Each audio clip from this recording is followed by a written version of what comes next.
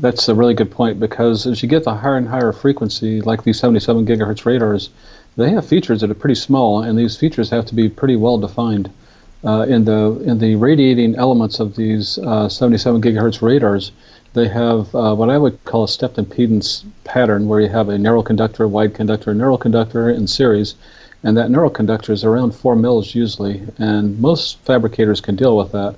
But the problem is when you transition from a 4 mil wide conductor to a 100 mil wide conductor, you want it to be a very abrupt change by design, but that's not the way the fabricator will do it usually. It's just the nature of how you etch a circuit. Yeah. And that little difference actually does make a difference. At 77 gigahertz, big difference. At 10 gigahertz, probably not a big difference.